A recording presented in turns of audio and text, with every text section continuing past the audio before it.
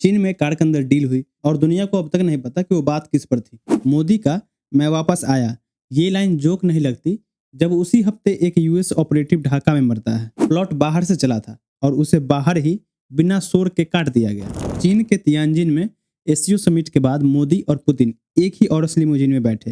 Heads of government आमतौर पर अलग अलग कॉन्वॉय में चलते हैं।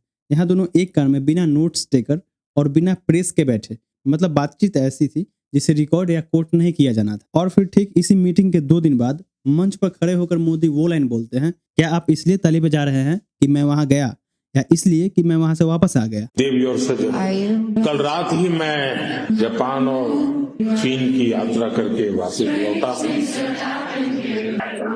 गया था इसकी ताली बजा रहे हो, आया हूँ इसकी ताली बजा रहे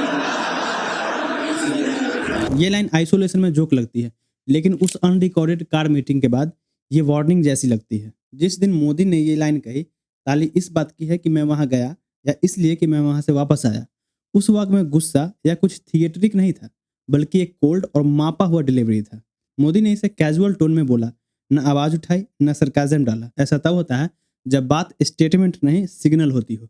माइक्रो पॉज के बाद क्राउड को इमेजिन करना पड़ा कि वापस आना किस रिस्क के बारे में कहा जा रहा है, और उन्होंने अप्लॉज सीक नहीं किया। सेंटेंस बोलकर आंखें ब्रीफली नीचे की और आगे बढ़ गए। यानी डिटेल्स एग्जिस्ट करती है, बस बोली नहीं गई है। अब इसे कोइंसिडेंस मानने से पहले उसी हफ्ते ढाका में घटी एक और घटना पर नजर डालिए। उसी टाइम फ्रेम में US special forces officer Terrence Jackson Dhaka के होटल में डेड मिलता है, और यहीं से यह पूरी कहानी एक स्पेकुलेटिव इंटेलिजेंस नैरेटिव की तरह पढ़ी जाने लगती है।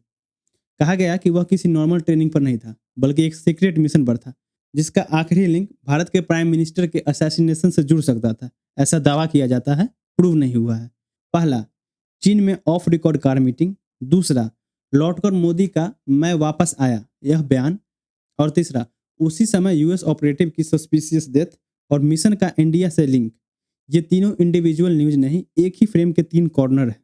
अब सवाल यह है कि रसिया का रोल इसमें क्या था। कई जियोपॉलिटिकल एनालिस्ट का स्पेकुलेटिव मानना है कि अगर कोई CIA linked covert mission south Asia में एक्टिव था, तो उसकी पहली भनक इंडिया से पहले रसिया को लगना ज़्यादा पॉसिबल है, क्योंकि GRU और SVR इसी रीजन में लंबे समय से डीप नेटवर्क चलाते हैं। इसी असेसमेंट के मुताबिक रसिया ऐसी इंटेल को पब्लिक करने के बजाय क्वाइटली इंडिया तक पास करता है और कंटेनमेंट में असिस्ट करता है।